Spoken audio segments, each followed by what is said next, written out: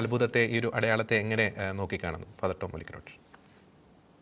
കഴിഞ്ഞ 12 വർഷങ്ങളോളം വളരെ ക്ഷമാപൂർവവും കൃത്യതയോടെയുള്ള ഒരു കാത്തിരിപ്പിന്റെയും പ്രാർത്ഥനയുടെ ഒക്കെ ഫലമായിട്ടാണ് ഇന്ന് പരിശുദ്ധ സിംഹാസനം വിളക്കന്നൂര് നടന്ന പരിശുദ്ധ കുർബാനയിലെ അസാധാരണമായ അടയാളത്തെ ഒരു ദിവ്യകാരുണ്യ അടയാളമായി അംഗീകരിക്കുകയും പരിശുദ്ധ കുർബാനയിലെ വാഴ്ത്തപ്പെട്ട തിരുവോസ്തി എങ്ങനെ ആരാധിക്കുന്നോ അതേ ആരാധനയുടെയും ആദരവിന്റെയും വിഷയമായിട്ട് ഈ തിരുവോസ്തിയെ പ്രഖ്യാപിക്കുകയും ചെയ്യുന്നത് വലിയൊരു സന്തോഷത്തിന്റെ മാത്രമല്ല, ഈ കാലഘട്ടങ്ങളിൽ ദൈവം നമ്മുടെ ഇടയിൽ പ്രവർത്തിക്കുന്നുണ്ട്. അവിടുന്ന് നമ്മുടെ വിശ്വാസത്തെ ബലപ്പെടുത്താൻ ആഗ്രഹിക്കുന്നുണ്ട്. നമ്മുടെ ഹൃദയങ്ങളെ അവിടുന്ന് മാനസാന്തരത്തിലേക്ക് ക്ഷണിക്കുന്നുണ്ട്. ഈ ഒരു വലിയ സന്ദേശമാണ് യഥാർത്ഥത്തിൽ വിളക്കന്നൂര് സംഭവിച്ച ദിവ്യകാരുണ്യ അടയാളം തരുന്നത്. നമുക്ക് ഇവിടെ തലശ്ശേരി അതിരൂപതയുടെയും നമ്മുടെ സഭയുടെയും ഒക്കെ വളരെ ക്ഷമാപൂർവമായ ഒരു കാത്തിരിപ്പ് ഇതിനുള്ളിലുണ്ട്. കാരണം 2013 നവംബറിലാണ് ഈ ഒരു അത്ഭുതം നടക്കുന്നത്. നമ്മൾ ഇത് നീണ്ട 12 വർഷങ്ങൾ അത് രഹസ്യമായി സൂക്ഷിച്ചു. 4-5 വർഷത്തോളം തലശ്ശേരി ബിഷപ്സ് ഹൗസിൽ അത് സൂക്ഷിച്ചു. പിന്നീട് അത് റോമിലേക്ക് പഠനങ്ങൾക്കും പരിശോധനകൾക്കും വേണ്ടി അയച്ചു.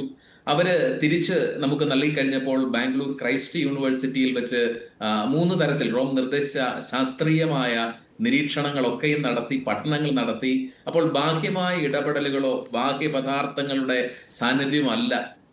അപ്പോൾ അതൊരു വിശ്വാസത്തിന്റെ ഒരു അത്ഭുതമായിട്ട് അതിനെ പരിശുദ്ധ സിംഹാസനം അംഗീകരിച്ചു തരികയാണ്. അപ്പോൾ ഇവിടെ അതിന്റെ ഒരു ആന്തരികമായ സന്ദേശത്തിലേക്കാണ് യഥാർത്ഥത്തിൽ ഈ ഒരു സമയം നമ്മളെല്ലാം ദൈവം ക്ഷണിക്കുന്നത്. അതുകൊണ്ട് തിരുസഭയുടെ ചരിത്രത്തിൽ ഏകദേശം 100-ലധികം ദിവ്യകാരുണ്യ അസാധാരണമായ അടയാളങ്ങളെ സഭ ഔദ്യോഗികമായിട്ട് അംഗീകരിച്ചിട്ടുണ്ട്. ഒരുപക്ഷെ സഭയുടെ ചരിത്രത്തിൽ ആദ്യം രേഖപ്പെടുത്തപ്പെട്ട ഒരു ദിവ്യകാരുണ്യ അടയാളം എന്ന് പറയുന്നത് മരുഭൂമിയിലെ താപസ പിതാക്കന്മാരുടെ കാലഘട്ടത്തിൽ ആണ് ആദ്യമായിട്ടൊരു സൂചന ദിവ്യകാരുണ്യ അടയാളം സംഭവിച്ചതിന്റെ ഉള്ളത്. പിന്നീട് മധ്യകാലഘട്ടത്തിലാണ് ഏറ്റവും ക്ലാസിക്കൽ ആയിട്ടുള്ള ദിവ്യകാരുണ്യ അടയാളം. ലഞ്ചാനോയിലെ ദിവ്യകാരുണ്യ അത്ഭുതത്തെ കുറിച്ച് നമ്മൾ കാണും. അത് 1970-കളിൽ വളരെ ശാസ്ത്രീയമായ പരിശോധനയ്ക്കും പഠനങ്ങൾക്കും വിധേയമാക്കുകയും ആ അത്ഭുതത്തെ പരിശുദ്ധ സിംഹാസനം സ്ഥിരീകരിക്കുകയും ചെയ്തതാണ്. ഇതിന് സമാനമായിട്ട് നിരവധി അർജന്റീനയിലെ ഫ്രാൻസിസ് മാർപ്പാപ്പ ആർച്ച് ബിഷപ്പായിരുന്ന ബോണസ് ഐറസ് രൂപതയിൽ തന്നെ അദ്ദേഹത്തിന്റെ കാലഘട്ടത്തിൽ നടന്ന അത്ഭുതമുണ്ട്. അതും കൊളംബിയൻ യൂണിവേഴ്സിറ്റിയിലെ സയന്റിഫിക് ലബോറട്ടറിയിൽ വിദഗ്ധ പഠനങ്ങൾ നടത്തിയതിനു ശേഷമാണ് സഭ അതിനെ അംഗീകരിക്കുന്നത്. അപ്പോൾ ദിവ്യകാരുണ്യ അത്ഭുതങ്ങളുടെ നേരെ തിരുസഭയുടെ ഒരു കാഴ്ചപ്പാട് അത് വളരെ ക്ഷമാപൂർവവും അവധാനതയോടെയും എന്നാൽ കൃത്യതയോടെയുള്ള ഒരു പഠനങ്ങൾക്കും കാത്തിരിപ്പിന് ശേഷമാണ് ഈ ഒരു കാര്യത്തെ സഭ ഔദ്യോഗികമായിട്ട് അംഗീകരിക്കുകയും ഒക്കെ ചെയ്യുന്നത്. അപ്പോൾ ഈ ഒരു അർത്ഥത്തിൽ കഴിഞ്ഞ 12 വർഷങ്ങളിലെ നീണ്ട പഠനങ്ങളുടെയും കാത്തിരിപ്പിന്റെയും പ്രാർത്ഥനാപൂർവകമായ ഒരു കാത്തിരിപ്പിന്റെ ഫലമായിട്ടാണ് ഇന്ന് വിളക്കന്നൂരിൽ ഇന്ത്യയിലെ വത്തിക്കാൻ സ്ഥാനപതി എത്തുകയും അദ്ദേഹം ഔദ്യോഗികമായിട്ട് ഈ ഒരു ദിവ്യകാരുണ്യ അടയാളത്തെ നമ്മുടെ കാലഘട്ടത്തിനുള്ള ദൈവത്തിന്റെ ഒരു സന്ദേശമായിട്ട് പ്രഖ്യാപിക്കുന്ന ഔദ്യോഗികമായ സഭയുടെ പ്രഖ്യാപനം ഉണ്ടാവുന്നത് നമുക്ക് ഒരു വലിയ സന്തോഷത്തിന്റെ അതുപോലെ തന്നെ നമ്മുടെ വിശ്വാസത്തെ വളർത്തുകയും ചെയ്യുന്ന ഒരു അടയാളമായിട്ടാണ് നമ്മൾ ഇതിനെ കണക്കാക്കേണ്ടത്. അപ്പം മറ്റൊരു പ്രധാനപ്പെട്ട കാര്യം വെച്ചാൽ അപ്പം ഈ തിരുവോസ്തിയിൽ ഈശോയുടെ തിരുമുഖം അത് ദൃശ്യമായി, അതോടൊപ്പം തന്നെ അത്ഭുതകരമായിട്ടുള്ളൊരു കാര്യം തന്നെയല്ലേ ഈ നീണ്ട 12 വർഷം കഴിഞ്ഞിട്ടും ആ തിരുവോസ്തി അഴുകാതെ നിൽക്കുന്നതും അതും വലിയൊരു അത്ഭുതമായിട്ടുള്ള കാര്യം തന്നെയല്ലേ? ഇതിൽ ദൈവത്തിന്റെ ഒരു അതിസ്വാഭാവികമായ ഇടപെടൽ നമ്മൾ തിരിച്ചറിയാം. കാരണം നിരന്തരം തിരുവോസ്തിയുമായി പരിചയിക്കുന്ന ആളുകൾക്കൊക്കെയും അറിയാം, നമ്മൾ പള്ളികളിൽ സൂക്ഷിക്കുന്ന ഓസ്തി 1 മാസം അല്ലെങ്കിൽ 2 മാസം കഴിയുമ്പോൾ അതിന്റെ കളർ തന്നെ യെല്ലോ ആവുകയും അത് ഉപയോഗശൂന്യമാവുകയും ഒക്കെ ചെയ്യാം. എന്നാൽ ഇവിടെ 12 വർഷങ്ങൾ കഴിഞ്ഞിട്ടും ആ ഓസ്തിയുടെ വെണ്മയ്ക്ക് ഒരു കുറവും സംഭവിച്ചിട്ടില്ല. അതിലെ മിശിഹായുടെ തിരുമുഖത്തിന്റെ ഛായയ്ക്ക് യാതൊരു കുറവും സംഭവിച്ചില്ല. അപ്പോൾ പരിശുദ്ധ കത്തോലിക്കാ സഭയുടെ സത്യവിശ്വാസത്തെ ദൈവം ഉറപ്പിക്കുന്ന ഒരു അടയാളമാണ് അത്. ആ വിശ്വാസം എന്താണ്? ഈ ഓസ്തിയിൽ അവിടുന്ന് സത്യമായും സന്നിഹിതനാണ്, പൂർണ്ണമായും അവിടുന്ന് സന്നിഹിതനാണ്.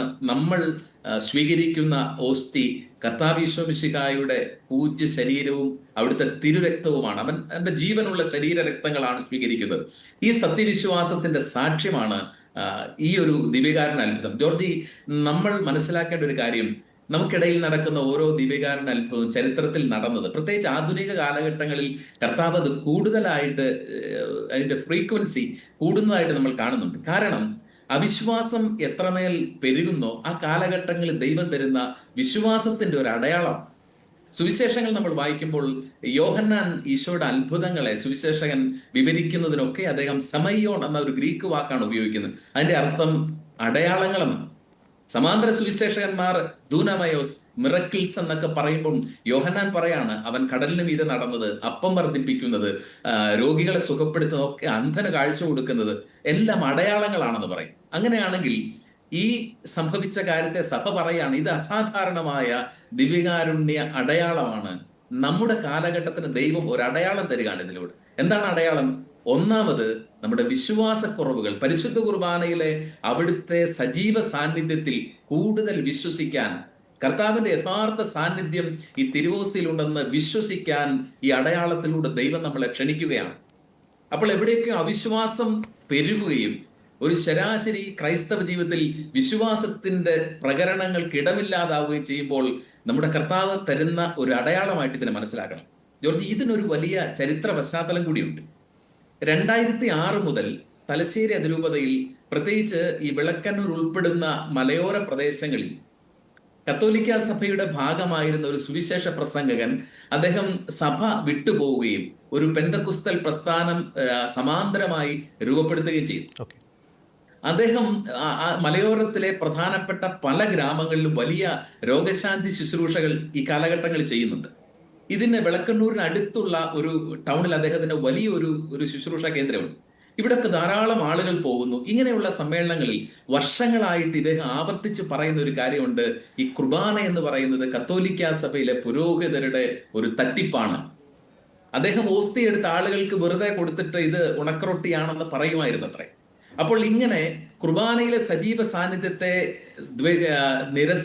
തിരസ്കരിക്കുന്ന, കുർബാനയെ അവിശ്വസിക്കാൻ മനുഷ്യരെ പ്രേരിപ്പിച്ചിരുന്ന ഒരു വ്യാജ പഠനത്തിന്റെ, ഒരു മൂവ്മെന്റിന്റെ വളർച്ചയുടെ ഒരു പ്രധാന ഘട്ടത്തിലാണ് അതൊക്കെ നടക്കുന്ന ഒരു പ്രദേശത്തോട് ചേർന്ന്, അവരുടെ ഒരു ശുശ്രൂഷ കേന്ദ്രത്തോട് ചേർന്ന് കർത്താവ് ഈ തിരുവോസ്തിയിൽ ഒരു അടയാളം തരിക.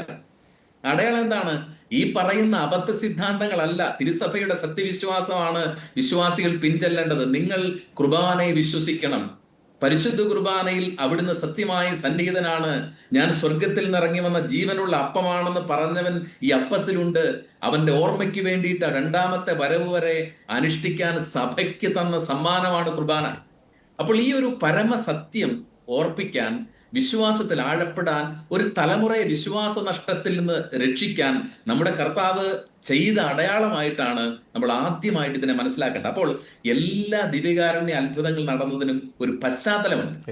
വിളക്കന്നൂർ സംഭവിച്ച ഈ അത്ഭുതത്തെ, അടയാളത്തെ അതിന്റെ ചരിത്രപരമായ ഒരു പശ്ചാത്തലത്തിൽ നിന്ന് മനസ്സിലാക്കുമ്പോഴാണ് ദൈവത്തിന്റെ അപാരമായ സ്നേഹവും കരുണയും നമ്മൾ തിരിച്ചറിയുന്നതും നമ്മിൽ നിന്ന് ആവശ്യപ്പെടുന്ന വിശ്വാസത്തെക്കുറിച്ച് നമ്മൾ ബോധവാന്മാരാവുകയും ചെയ്യുന്നു. അപ്പോൾ ഒന്നാമത് ജോർജ്, ഇത് വിശ്വാസത്തിൽ ഉറപ്പിക്കാനാണ് എല്ലാവരെയും ക്ഷണിക്കുന്നത്. രണ്ടാമത്, ഓരോ അടയാളവും അവിടെ സംഭവിച്ച ആ കാലഘട്ടത്തിന്റെ പ്രത്യേകതകൾ നമ്മൾ മനസ്സിലാക്കുമ്പോൾ അവിടെ ഒരു ഹൃദയകാഠിന്യം രൂപപ്പെടുക. അനേകർ നിഷ്കളങ്കരായ മനുഷ്യർ അബദ്ധവിശ്വാസത്തിൽപ്പെട്ട് കുർബാനയെ തെറ്റിദ്ധരിക്കുന്നവരുണ്ട്. ഇനി ഈ പരിശുദ്ധ കുർബാന അർപ്പിക്കുന്ന പള്ളിയിൽ വരുന്ന വിശ്വാസികളും പുരോഹിതരും ഒക്കെ ഉൾപ്പെടുന്ന ഈ ഒരു സഭാ സമൂഹം വേണ്ട വിശ്വാസമില്ലാതെ ഇത് പരികർമ്മം ചെയ്യുന്നുണ്ട്. എന്ന് പറഞ്ഞാൽ കുർബാനയുടെ ചൈതന്യം ജീവിക്കാതിരിക്കുന്ന ഒരു സമൂഹമുണ്ട്, ഒരു സഭയുണ്ട്. ഇന്നും അതാണ്. എന്താണ് കുർബാനയുടെ ചൈതന്യം? ഏറ്റവും ആദ്യം പറയാണ്, ഇത് നിങ്ങൾക്ക് വേണ്ടി വിഭജിക്കപ്പെട്ട ശരീരമാണ്, ചിന്തപ്പെട്ട രക്തമാണ്. എന്ന് പറഞ്ഞാൽ സ്വയം നൽകാനുള്ള ഒരു ക്ഷണമാണ്. അവിടെ ഒരു ചെറുതാകലുണ്ട്, അവിടെ തോറ്റുകൊടുക്കലുണ്ട്, അവിടെ ഒരു നിസ്സാരനാകുന്നുണ്ട്. സ്വാർത്ഥതയെ മറികടക്കുന്നതാണ് കുർബാനയുടെ ആദ്യ ചൈതന്യം. രണ്ടാമത്, കുർബാന എന്താണ്? ലോകത്തെ മുഴുവൻ അവൻ ഒരുമിപ്പിച്ചത് അവന്റെ ശരീരത്തിലാണ്. അങ്ങനെയാണെങ്കിൽ ഐക്യത്തിന്റെ ആഹ്വാനമാണ് കുർബാന തരുന്നത്. പൗലോസ്ലീഹ പറയുന്നില്ലേ, മിശിഹായുടെ ശരീരം വഴി പലതായ നമ്മൾ അവനിൽ ഒന്നായി മാറി. ഈ ഐക്യത്തിന്റെ കൂദാശയാണ് കുർബാന എന്ന് പറയുന്നത്. Yes yes. അപ്പോൾ സ്വാർത്ഥതയ്ക്കും വിഭാഗീയതയ്ക്കും മത്സരങ്ങൾക്കും എല്ലാം എതിരായ ഒരു സന്ദേശമാണ് കുർബാന തരുന്നത്. നോക്കൂ, നമ്മൾ ഇന്ന് ജീവിക്കുന്ന ഈ സഭ ഈ കുർബാനയുടെ ചൈതന്യം എല്ലാം മറക്കാണ്. നമ്മൾ വിഭാഗീയതയ്ക്ക് അടിമപ്പെടുന്നു, മത്സരബുദ്ധിയോടെ പരസ്പരം നമ്മൾ ദ്വേഷിക്കുന്നു. എന്തിനാണ് ഇന്നത്തെ ഒരു ശരാശരി സീറോ മലബാർ സഭയിൽ, കേരള സഭയിലെ ഒരു വിശ്വാസിക്ക് ഒരു എതിരഭിപ്രായത്തെ സമചിത്തതയോടെ സഹിഷ്ണുതയോടെ എതിരഭിപ്രായം പറയുന്ന ഒരു വ്യക്തിയെ സൗമ്യമായി അതിനോട് വിയോജിക്കാൻ അറിഞ്ഞുകൂടാ? ഓക്കെ. നമ്മൾ വെറുക്കുകയും അത്രമേൽ വ്യക്തിഹത്യ നടത്തുന്ന നിന്ദ്യമായ പദങ്ങൾ ഉപയോഗിക്കുകയും ചെയ്താണ് ഒരു എതിരഭിപ്രായം പറയുന്ന വ്യക്തിയെ അല്ലെങ്കിൽ മറുപക്ഷത്തെ നമ്മൾ ഇന്ന് കാണുന്നത്. നോക്കൂ, കുർബാനയിൽ നിന്ന് ബഹുഘാതം നമ്മുടെ സമൂഹം അതിന്റെ ചൈതന്യത്തിൽ അകന്നപ്പോൾ ഈ അടയാളം എന്താണ് ഓർപ്പിക്കുന്നത്? മാനസാന്തരപ്പെടാനാണ്. യെസ്. അപ്പോൾ വിശ്വസിക്കാനും ഹൃദയപരിവർത്തനം നടത്താനും നമ്മുടെ കർത്താവ് ഈ സഭയോട് പറയുന്നതാണ് ഈ വിളക്കന്നൂര് സംഭവിച്ച ദിവ്യകാരുണ്യ അടയാളം. അതിനെ ആ രീതിയിൽ തന്നെയാണ് നമ്മൾ എടുക്കേണ്ടത്. അപ്പോൾ തീർത്ഥാടകർ അവർ വരുന്നതും ഒക്കെയും ഈ വിശ്വാസത്തിന്റെയും മാനസാന്തരത്തിന്റെയും ചൈതന്യം സ്വീകരിക്കാൻ വേണ്ടിയിട്ടാണ്. ഓക്കെ, വ്യക്തമാണ്.